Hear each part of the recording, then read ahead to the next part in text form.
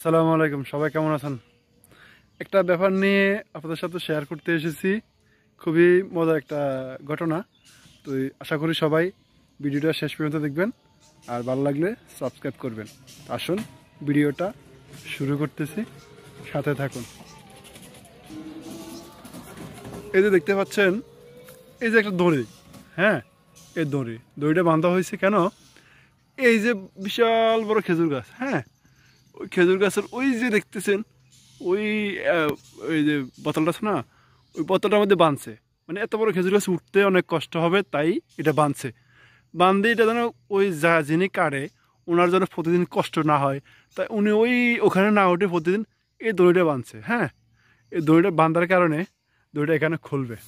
এই যে দেখতে পাচ্ছেন, এখানে খুলবে, এখানে খুলে আস্তে আস্তে আস্তে আস্তে টানবে, টেনে টেনে টেনে টেনে নামাবে। এই যে দেখতে পাচ্ছেন, একটা আজব একটা মানে কাহিনী। দেখি অবাক হয়ে গেলাম, আর আপনাদের সাথে শেয়ার করলাম। কেমন লাগলো আপনাদের থেকে? ঠিক আছে, এই অবস্থা আর কি। মানুষের বুদ্ধি, এটা হচ্ছে নোয়াখালীর মানুষের বুদ্ধি, বুঝছেন না? নোয়াখালীর মানুষের বুদ্ধি অন্যরকম। নোয়াখালীর মানুষের বুদ্ধি কিন্তু একটা পরিচিতি সারা বাংলাদেশে আছে। এই যে গাছটা হচ্ছে নোয়াখালী জেলার মধ্যে। তো এই যে বিকালবেলা হাঁটতে বাইরলাম, হাঁটতে বাইরে হঠাৎ করে চোখে পড়লো। চোখে পড়ার কারণে মনে করলাম যে ভিডিও করে আপনাদের সাথে শেয়ার করে। তো কেমন আপনাদের সাথে এই ঘটনাটা কেমন লাগলো? খুবই ইন্টারেস্টিং না?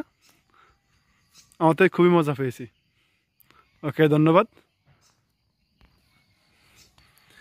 এই হলো মানুষের অবস্থা বুদ্ধির। কেমন লাগলো আপনাদের থেকে? ওকে, ভালো থাকবেন। আসসালামু আলাইকুম।